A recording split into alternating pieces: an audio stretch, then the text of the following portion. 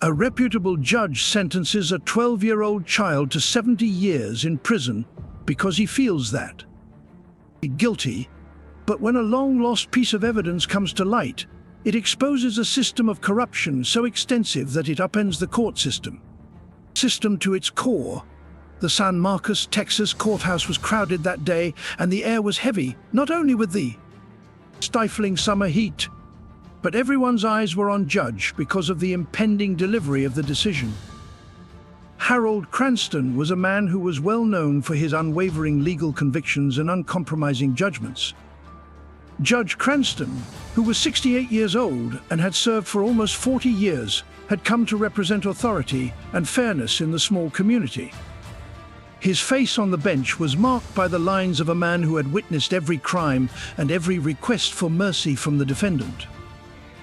12-year-old Caleb Warner, a slender man with wide eyes, stood at the defense table with shaky hands. Caleb had brown eyes that appeared to take in everything around him, even though he was still young. Older, as though the world's burden had already been placed on his tiny shoulders, he had kept his. Innocent from the beginning, even though he was taken into custody for robbing a convenience store with a gun, leaving the clerk in serious condition, yet his voice would be irrelevant today.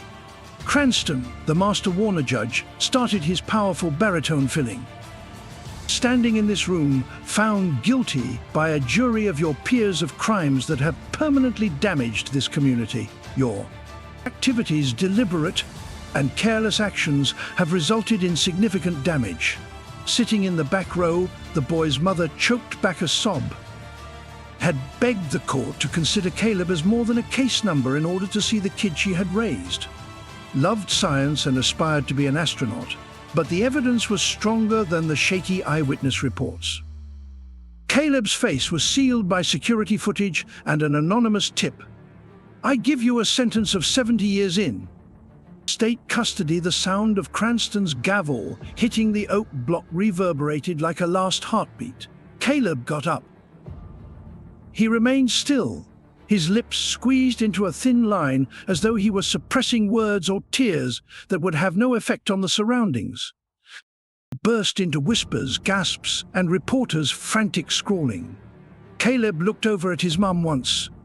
Judge Cranston's shaken footsteps vanished the last time he was brought away, leaving just quiet in his wake. It had been a hard day. He went to his chambers and poured himself a cup of black coffee while gazing at its swirling surface. However, he felt that justice had been done, although a slight uneasiness and a glimmer of doubt persisted, which he promptly brushed aside. Exhaustion. He was unaware that the facts he had just buried would soon resurface. The trial had been a local news outlets have termed this spectacle the Warner case. The Parker's Corner store heist had taken public notice due to its repercussions as well as its audacity. The store had been overrun by a masked assailant on a peaceful Tuesday night, armed with a pistol, making off with $5,000 in cash and goods. Harold Peters, the store clerk, was shot during the heist and was left battling for his life due to the mayhem. After receiving an anonymous tip, the police arrested 7th grader Caleb Warner, who had no prior records. 2 weeks later, items like those in the damning picture that Yushin created were found in a storage locker belonging to Caleb. Eyewitnesses claimed to have heard Caleb's voice, and surveillance film captured a man with a similar build during the crime. Matched the suspects. The fingerprints on the firearm left behind, which matched Caleb's defense, were the most incriminating of all. Overworked and underfunded, the lawyer found it difficult to refute the overwhelming amount of proof that Caleb claimed, "I didn't do this." When his older brother, the only possible witness, acknowledged he hadn't, his alibi fell apart, even though I was home that evening, seeing Caleb for hours that night, and the jury returned with a guilty verdict in less than 4 hours of deliberation. When the fourers read the verdict, Caleb didn't flinch, but his jaw tightening revealed his internal conflict. Being unbiased and always ready to impose what he believed to be a just punishment, Cranston had witnessed criminals of all types and Caleb was the same to him. Although it was evident that the sentence was appropriate, Cranston signed the sentencing documents that night. A persistent idea regarding the case felt unfinished, and the weeks turned into months. While the judge waited for Caleb to be transferred to a high-security facility, he remained in juvenile detention. Cranston's life went on as usual until one calm afternoon, when an unremarkable file appeared on his desk. One name struck his attention, even though it was part of an unrelated police misconduct probe: Warner, Caleb. Cranston frowned and flipped over the pages of the file, which described an evidence log from a separate case involving a weapon. A handgun that resembled the one used in the Parker's Corner store robbery. The trouble with this gun was seized in an unrelated arrest days before Caleb's alleged crime. Cranston slumped back in his chair, his pulse quickening. If the firearm was already in police custody, it couldn't have been utilized in the crime. He cross-referenced the serial number with Caleb's trial paperwork. It was an identical match, and a chilly realization came over him. The evidence against Caleb was poor, probably manufactured. Cranston demanded the complete case filing for an unconnected arrest. When it arrived, it painted a terrible image of the arresting officer, Detective Alan Ruiz, was also the primary investigator in Caleb's case. Determined to learn the truth, Cranston called. During a late-night coffee rendezvous in a cafe on the outskirts of town, Cranston lay out his findings. "This isn't negligence," Greer remarked, his voice quiet but strong. "This is a setup." Together began to explore. Within weeks, they uncovered fraudulent reports, manipulated witness testimony, and a worrying pattern. Detective Ruiz's actions was observed by one witness, a teenage clerk who initially identified another suspect, that he had been coerced into changing his evidence.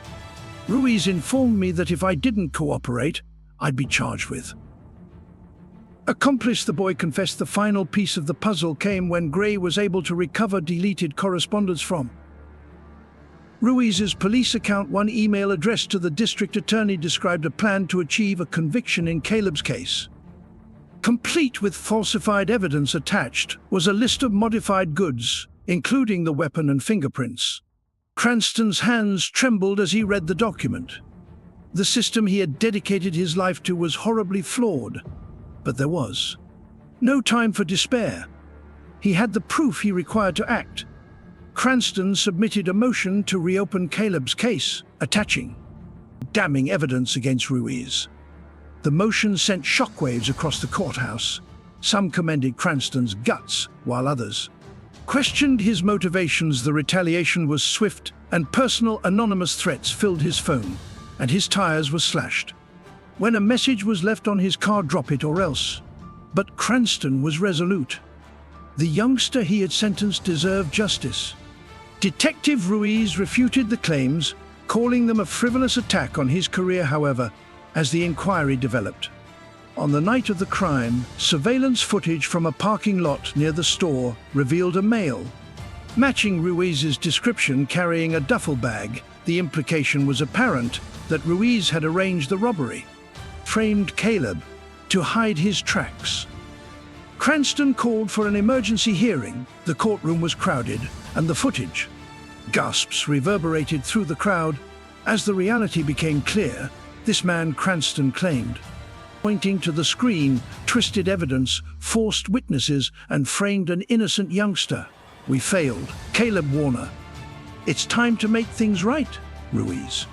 I was detained while sitting in the gallery, the location where you have no idea what you've..." He started hissing as he was dragged away. Caleb was convicted weeks later. Overturned. The courtroom erupted in applause when the boy was liberated from his mother, clutched to him, tears flowing down her face. Cranston watched from the rear.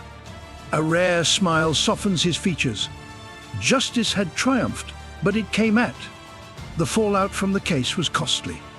Ruiz faced criminal charges. A federal probe into the San Marcos Police Department revealed substantial corruption in Cranston's conduct triggered nationwide calls for reform. Caleb's story became a beacon of hope.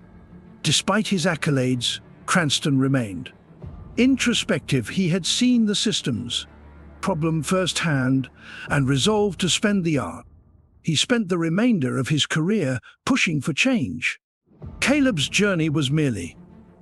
Initially, he dedicated himself to assisting those who have been wrongly convicted. Individuals are becoming symbols of resilience and pursuit of truth.